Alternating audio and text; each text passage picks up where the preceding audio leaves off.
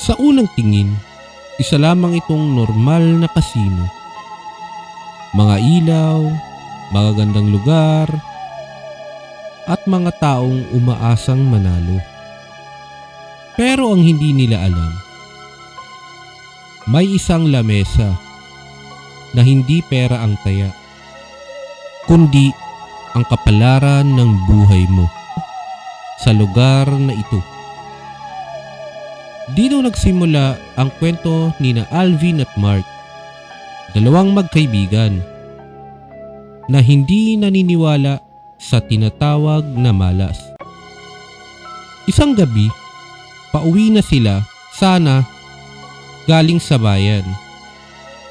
Pero may nadaanan silang isang kasino at bigla silang huminto. "Pre, tara dito. Tara, pasok tayo sa kasino," sabi ni Mark kay Alvin.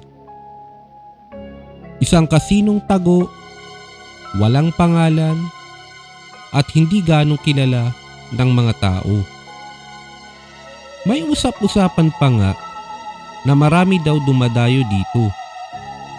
Mga mayayaman, iba't ibang tao sa malalayong lugar, at pati na din yung masasamang tao. Sa unang tingin, aakalain mong isang normal na lugar lamang ito. Pero pagpasok mo, dito mo lang makikita ang lugar na ngayon mo palang mapupuntahan. "Pre, ang ganda dito. Tara, subukan natin. Malay mo, gumana ang swerte natin dito. Maniwala ka lang. Alam mo naman na hindi pa tayo natatalo sa kahit anumang sugal." Nakangiti niyang sabi kay Alvin. "Pre, sigurado ka ba?" Pabulong na sabi ni Alvin kay Mark. "Kita mo naman, ang yayaman na ng dito sa lugar na ito. Ang laro lang naman natin is pangkalye lamang. Kita mo naman, ang lalaki ng mga pusta nila dito," sambit ni Alvin. "Bahala ka nga. Basta ako, maglalaro ako. Pag sinuwerte ako dito, bahala ka. Panira ka naman ng swerte eh," sambit ni Mark kay Alvin. At hindi na nga nagsalita si Alvin, at sinamahan na nga niya si Mark. Hindi mo aakalain na mukhang high class na kasino ang napuntahan ng dalawa. Kinatagalan, naglaro na nga si Mark, at ang bilis niyang nanalo sa unang laro. "Kita mo ba yung pre? Sabi ko sa'yo eh. Hindi ka lang naniniwala. Siswertehin ako ngayon," sambit ni Mark. "Oo nga pre, ayos. Galing mo talaga," sabi ni Alvin. At tumagal sila ng ilang oras. Maya-maya at may lumapit sa kanilang dalawa. "Mga sir, mukhang pumapaldo tayo ah," sambit ng dealer. "Ay sir, hindi naman, siniswerte lang," sambit ni Mark. "Baka po gusto nyong subukan yung bago naming game sir. Malay nyo, swertihin kayo lalo," pabirong sabi ng dealer. Sige sir, sa susunod try namin yang inaalok nyo," sabi ni Mark sa dealer. Sige sir, kung may kailangan lang kayo, wag po kayong mahiyang tumawag." Sabay alis ng dealer na para bang hindi maganda ang tingin sa kanila. "Pre, mukhang kinakabahan ako sa lalaking yun," sambit ni Alvin. "Bakit naman pre? Mukhang okay naman. Kita mo nga, inalok pa tayo kanina." "Basta." At nagpunta na nga silang dalawa sa counter para papalitan ang mga panalo nila sa kasino na yun. Habang papaalis na sila, biglang may hindi maganda. Halos lahat ng staff ng kasino ay lihim na nakatingin sa kanila. Pre, napansin mo ba yun? Ano? Ang alin? Yung mga tingin ng tao sa atin. Hayaan mo sila. Inggit lang sila. Sambit ni Mark. At lumabas na nga sila sa kasino na yon. Paldo talaga pre. Sabi ni Mark. At maya-maya pa, habang sa paglalakad nila, biglang may paparating na isang sasakyan papunta mismo sa direksyon nila. At agad, biglang may lumabas sa sasakyan. Agad hinablot si Mark. Alvin! Alvin! Tulungan mo ako! Sino ba kayo? Pakawalan niyo nga ako! Sambit ni Mark. Sino ba kayo? Anong atraso namin sa inyo? Pakawalan niyo nga kami. Mga taong nakatalukbong. Itim na suot. At marami sila. At hindi nagsasalita ang mga taong nakamaskara. Maya-maya pa, may biglang tinakip na tela sa mga bibig at ilong nila.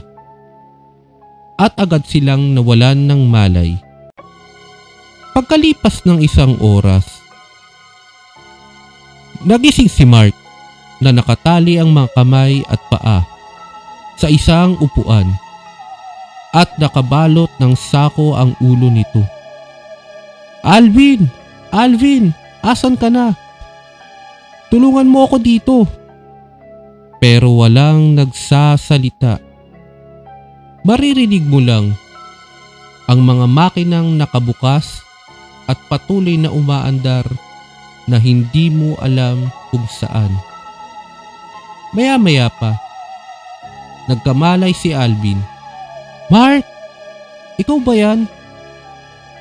Asan ka? Ano ba to? Hindi ako makagalaw. Sambit ni Alvin. Alvin! Andito ako. Hindi ko alam kung asan tayo. Sabay biglang may nagsalita. Kamusta, aming panauhin?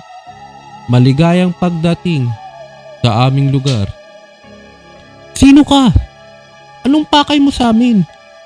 Pakawalan mo kami dito. Sambit ni Mark.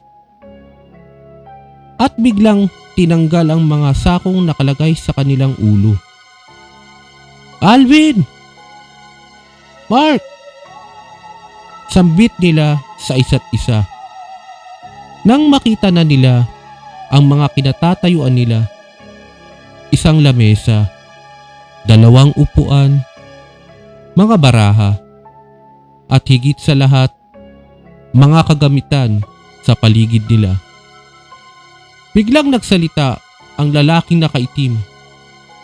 Kung gusto nyong makaalis sa lugar na ito, kailangan nyong maglaro. Simple lang ang laro, pataasan ng numero. Kung sinong mataas, siya ang panalo. At sa talo naman, kukuha ng card sa gilid ng kamay nyo. 10 bunot ang magiging laro. At kung matapos nyo ito, makakalaya kayo. Sambit ng nakaitim na lalaki.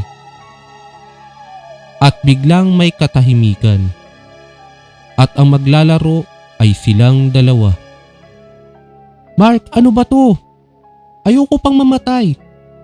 Sambit ni Alvin. Mga hayop kayo. Gagawa tayong paraan, Alvin. Sambit ni Mark. Tapos na ba kayong mag-usap? Simulan na natin ang laro. Sambit ng lalaking nakaitim.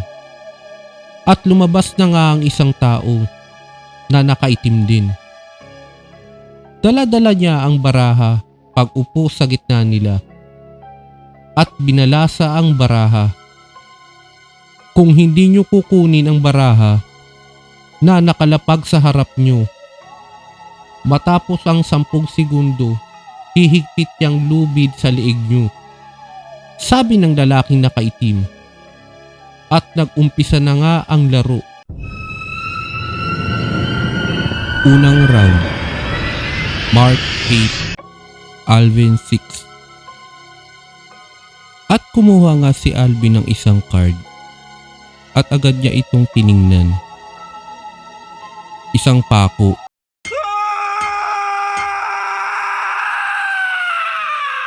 At agad ngang pinukpok ang pako sa likod ni Alvin.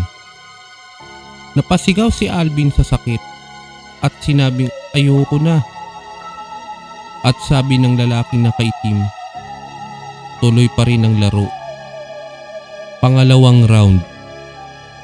Mark 5, Alvin 2. Parang awa nyo na, ayoko na, sambit ni Alvin. Pero walang nakikinig sa kanya. Bumunot ka, sabi ng lalaking nakaitim. Maya-maya pa, humihigpit na ang lubid sa leeg ni Alvin. At agad na nga niya itong tiningnan. Kutsilyo. At biglang ginilitan siya sa braso. Tiniis ni Alvin ang sakit habang naagos ang kanyang dugo.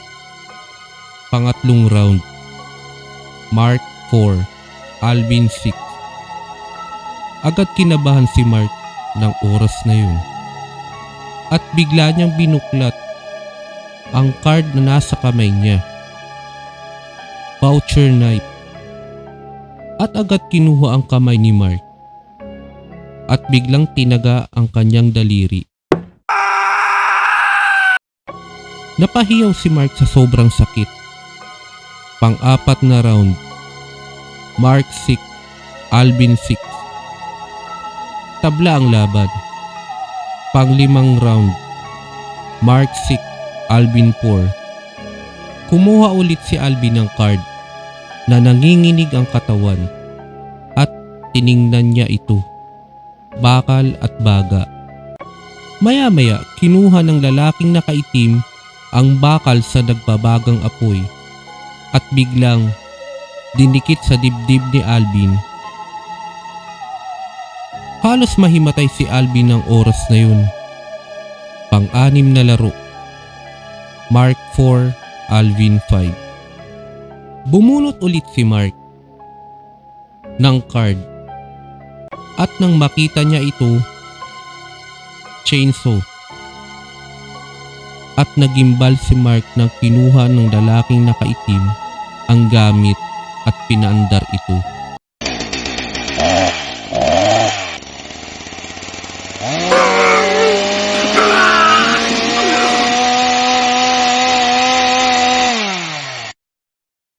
Sabay biglang pinutol ang kaliwa niyang paa. Pang-pitong round. Mark 6, Alvin 7.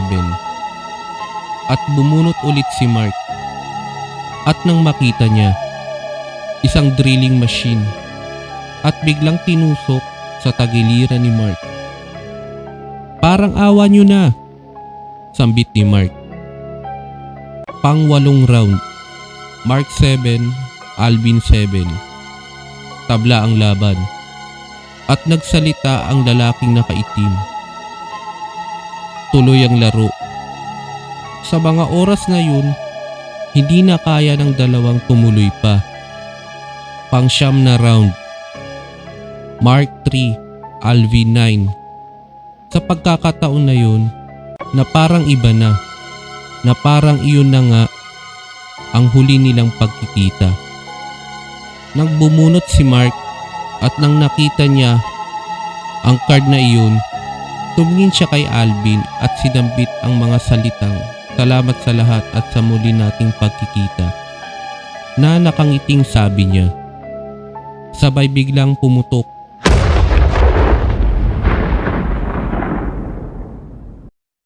rekta sa ulo ni Mark at nabigla si Alvin. Walang imik, walang salita, walang emosyon. Sabay nabitawan ni Mark ang card at doon nakita ni Alvin ang nakalagay sa card. 45. At doon na nga pinakawalan si Alvin ng mga lalaking nakaitim. Sa labas habang naglalakad, walang patutunguhan, walang direksyon kung saan papunta. si Alvin. Nang lumingon siya, dito niya nakita ang kasino kung saan sila galing. Habang nakatayo ang mga lalaking nakaitim sa harap niya. May mga bagay talaga sa mundo na akala mo isang laro lang, na pera ang nakataya. Pero hindi mo alam, may mga bagay din na buhay ang nagiging pusta. At may mga tao din na hindi pera ang hanap, kundi ang buhay mo.